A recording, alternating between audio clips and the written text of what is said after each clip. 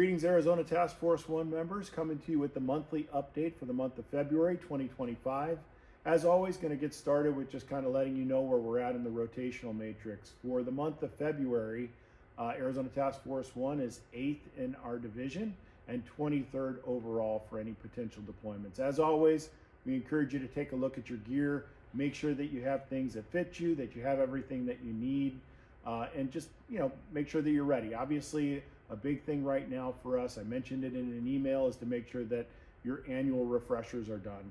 In years past, many of us recerted around the beginning of the year, so a lot of people are expiring at this time. Take a look at that, jump into EMOS, make sure that you're not expiring there, and let us know if you need something or you're seeing something that doesn't make sense to you. We're happy to help in that regard. Before I get too far into anything else, I just want to take a minute and introduce Tom Taylor. I think most of you know Tom. He's a longtime task force member, and he's going to be serving as the program manager moving forward. Go ahead. Yeah, no, excited to be here.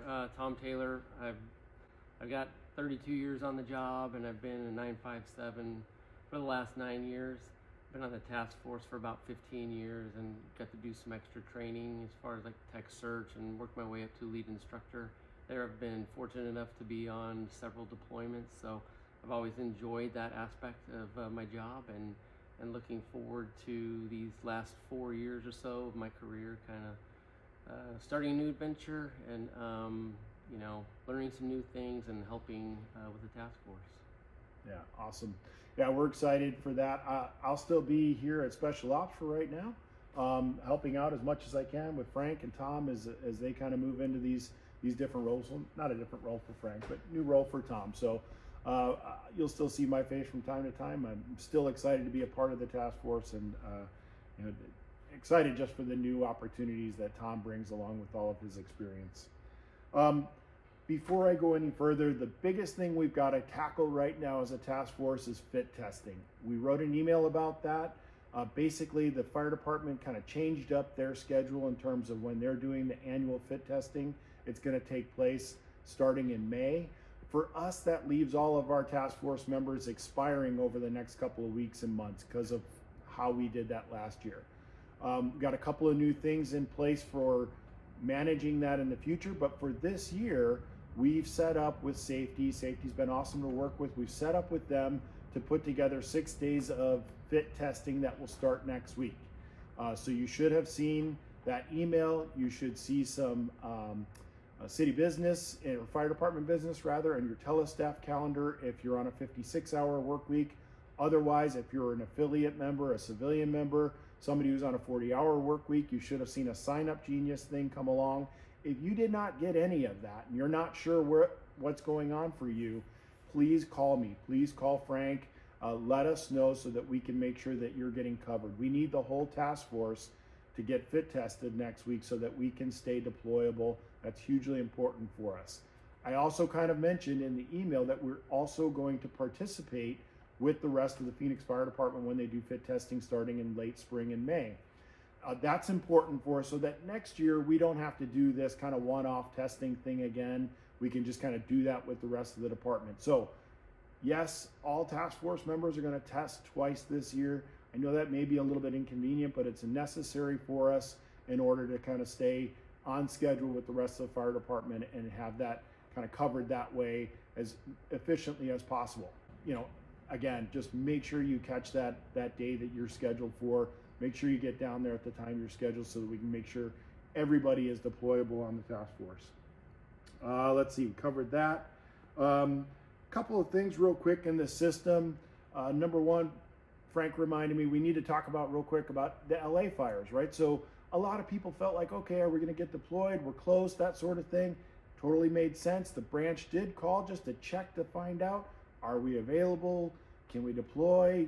Do we have all of our stuff in order for us to be able to go out as a type 3 or anything like that? And we, of course, said that we were. The fire department was supportive of us going, but we never got that call. So as you probably saw on the news, they covered a lot of the search and rescue aspects with the task forces, local task forces, regional, state level assets that they had. They covered that in that way. So just making sure that everybody understands we were ready. We were prepared to go. You guys were prepared to go by staying deployable, and the call just didn't come for us in that regard. Other things going on in the system right now, Chief Healy, Chief Gonzalez are at the sponsoring agency chief meeting up in Colorado. So that's going on. They're getting updates on the system. They're talking with other sponsoring agency chiefs from the other 28 task forces, just making sure that we're aware of everything that's going on. And the one thing that I'll touch on real briefly, I certainly do not have any kind of connection to Washington to know anything more than what most of us just see in the news, other than to say, like, with the things that are going on in terms of federal funding and federal grants and freezes and all that kind of stuff, what we've been told from the branch so far, from the FEMA USAR branches, we have not got anything to suggest that we shouldn't continue to do our job. Our job is to stay prepared, to be trained, to have equipment, to do all the things that you guys do, that we do here at the office, to make sure that we're prepared. So we're continuing to do that. That's the direction we've had. If anything changes, of course, we'll let you know, because it could change things for training, it could change things for equipment, but we'll let you know if any of that happens. So let's see. I think I covered everything there enough. Training and new members. Yeah, so we graduated a class of 15 rescue specialists in December, so that's nice to have that done and on board. It was a really good class. It was the first opportunity where we got a chance to try the 44-hour bridge class again versus the 80-hour, and I think very successfully. We had a week-long class, a little over a week. We had a couple extra days there, but I think that format's going to continue to work. We're going to do some slight tweaks to that. We're hoping for a new advertisement, as long as, again, the federal funding is where it's supposed to be. We'd like to forecast a potential April class. So there's some processes that have to go forward with that, make sure it's approved, but kind of keep that in the future calendar, and you'll see an advertisement for that next thing coming out. At the same time, during that period, we had to get the air response module put together and updated and documented. So for us to be able to take our cash equipment inventory that we would fly with and put it on a commercial or a military plane and get out the door, and we've successfully done that with a lot of hard work, a lot of hours put in to make that work. So we're in a really good position for that. We've reported that forward to the Washington FEMA group, and they seem to be happy with what we've got ready to go. And then the other thing, and I don't want to keep belaboring the same thing, but looking at your status in EMOS, seeing if you're deployable, see the reasons why. If it's just your fit test, we have a plan for that. If it's the hazmat refresher, respiratory refresher, that's on you to do.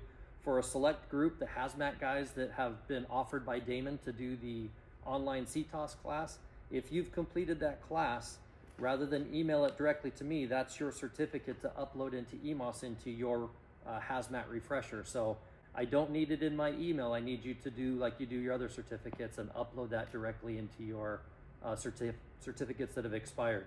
That goes for any of our certificates these days. If you have questions and need some help on those steps to do that, I have no problem walking you through that, but I want to see and get into that habit for the task force to be able to upload those documents. It's extremely time consuming if we're trying to do it on an individual basis for all of you, when we can really help get you deployable quicker if you just upload those things directly to your own account. So that's really all I've got for training at the moment. If other things come up, I'll give you more updates in that next video.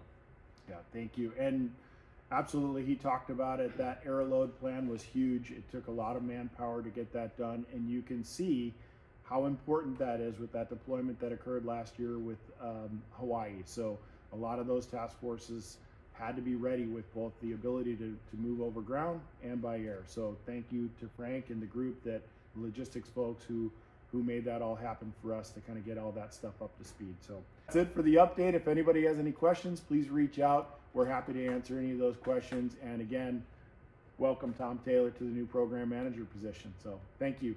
Bye-bye.